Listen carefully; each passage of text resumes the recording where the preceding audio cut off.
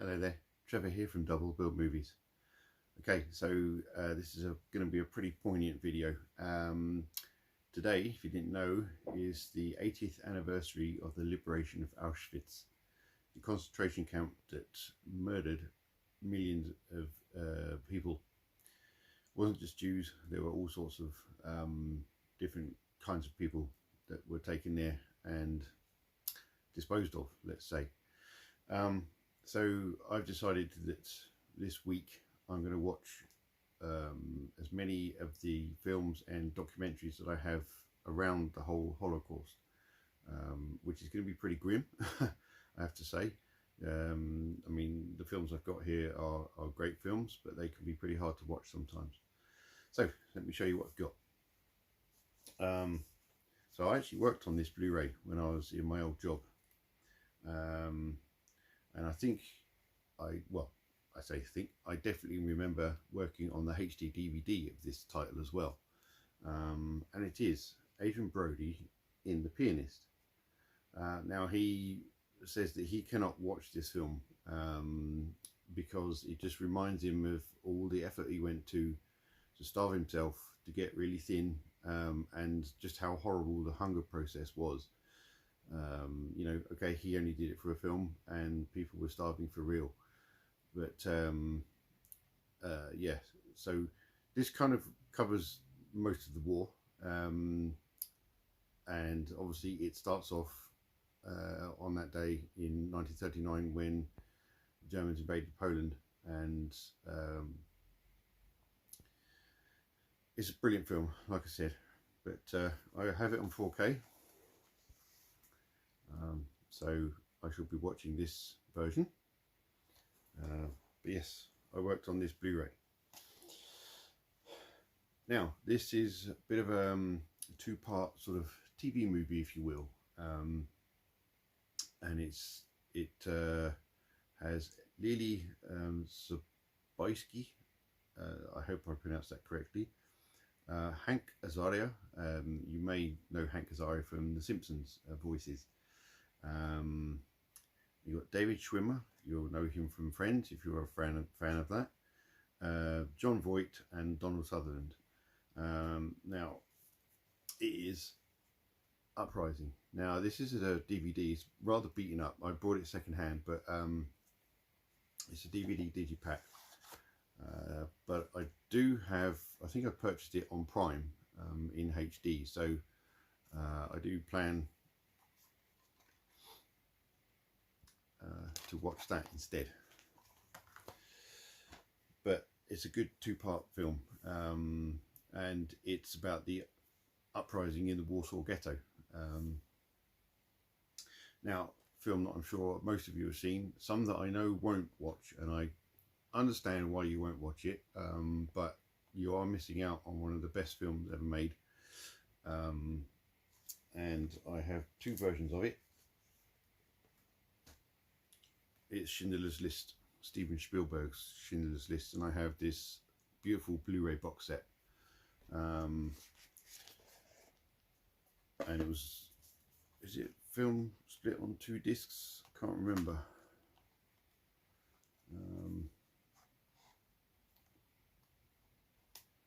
I think the film is split on 2 discs, but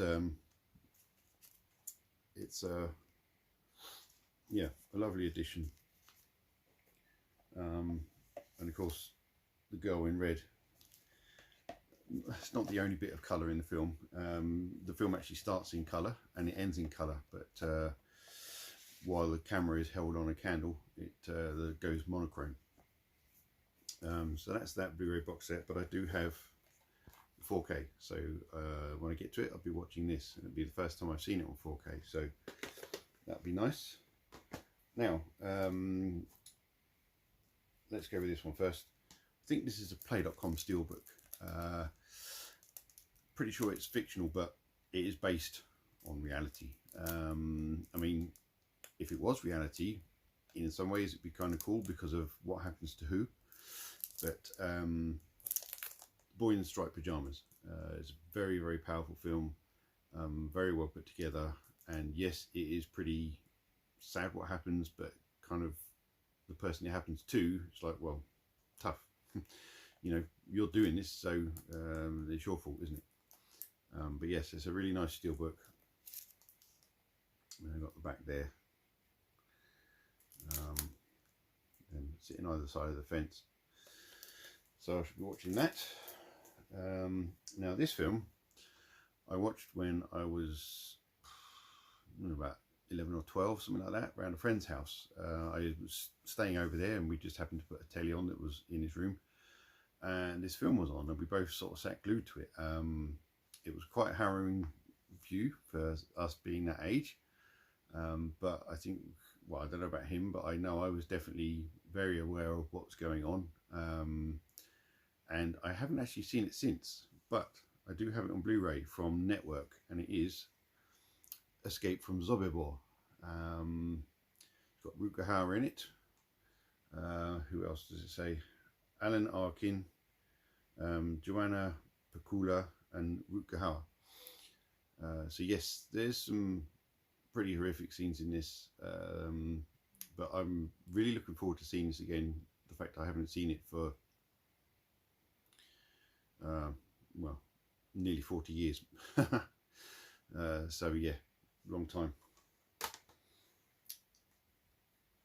Now, this one is, I think it's based on a true story, and it's just about Jews surviving in the woods somewhere, and it stars Daniel Craig, and it's Defiance. Very, very good film. Just shows one of the aspects that they went through to survive, basically, and not get sent to the concentration camps. They knew about them, and they did their damnedest to keep away from them and keep hidden, and thankfully these guys did. Not all of them, but very nicely shot film.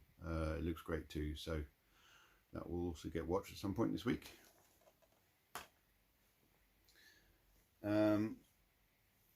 And then we've got a few films here which are post-war, but are dealing with people who were instrumental in the Holocaust. And this is The Eichmann Show. This is a very, very good film. He wanted to sort of be put on TV and made to look glamorous and this, that, and the other kind of thing. Hence it's called The Eichmann Show, but you know, I guess ultimately didn't end well for him. But yes, Martin Freeman and Anthony Lapaglia. Sorry if I pronounced that wrong. Then a film that I came across recently from a trailer on another film, and this one has Rachel Weisz, Tom Wilkinson, and Timothy Spall. Spall, not Spall. And it is a film called Denial, where basically he's denying the fact that the Holocaust happened, and she's having to prove that it did, and this, that, and the other. And he looks like the judge presiding over the case, but there's more to it than that, I think. But I haven't seen this film, so I'll be really interested in seeing what this one's about. Now, my good friend at Dan's Movie Cave, Dan, he brought this one, and he's very interested in the Holocaust. That's his part of World War II. I'm more about the whole thing, but he tends to direct himself towards those or this kind of content, really. This is another film I haven't seen. It's kind of a docu-film, I think, and it's called Getting Away with Murders. Now this is the entrance to Auschwitz, a place I haven't been. My wife has been to, and it's somewhere I do have to go one day.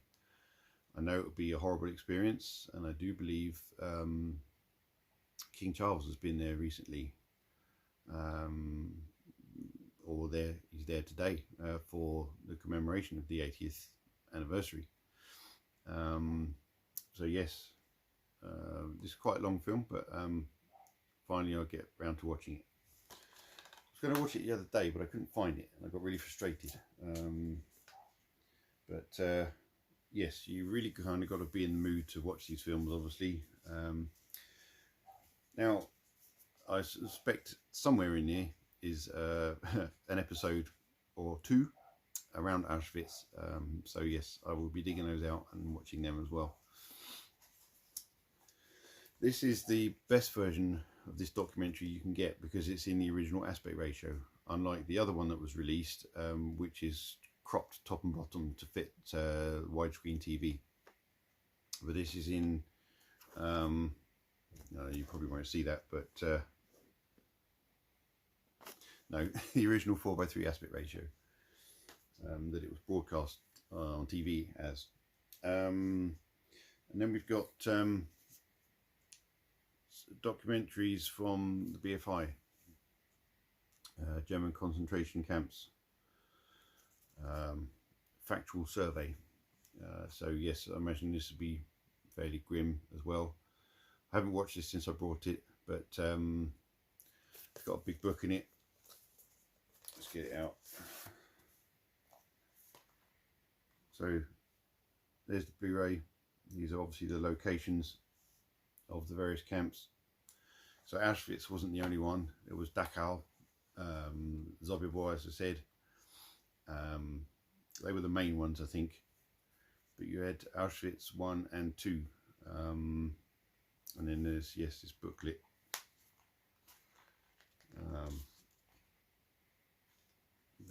That's kind of the cover, isn't it? And that sort of stuff. So, you know, I really should read that. And then last of all, probably the most important aspect of this collection, and it is 4 films by Claude Lanzmann, and it's the Shoah. So this stands for something which I can't remember, but I'm pretty sure Steven Spielberg set this up around the time he did Schindler's List. But so yes, the Shoah Foundation.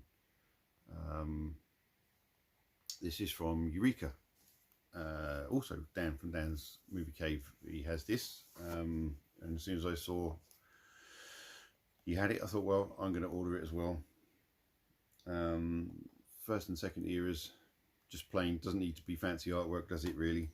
And then this one, A Visitor from the Living, Sobibor, October 14th, 1943, 4 p.m. The Karski Report, and The Last of the Unjust. And again, this has a big book with all sorts of information in it. So yes,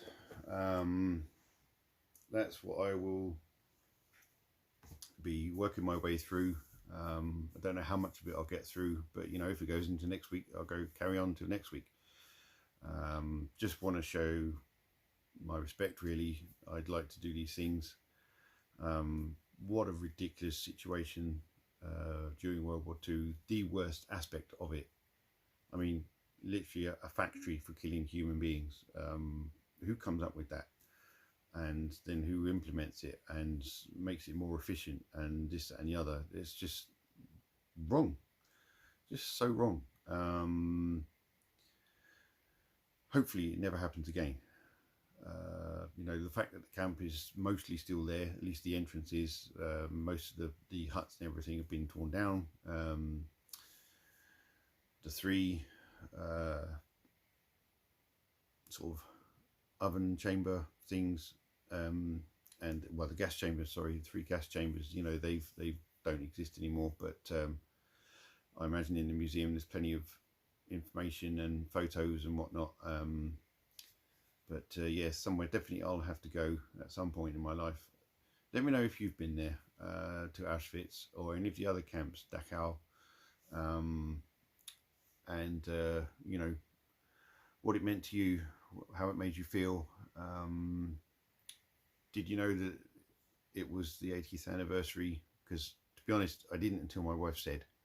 It's not something I keep track on. I do actually follow Auschwitz on Twitter, or X if you want to call it by its current name, and basically every day they show photos. They've got hold of the photos that were taken of all the inmates, or as many as they could find, and it's, you know, it's hard to look at sometimes, because you look at this photo and you realize that person doesn't exist anymore, and they probably didn't exist a few days after that photo was taken. And some of them are photos of them from when they were younger, so obviously not the camp photos, but there's photos of them,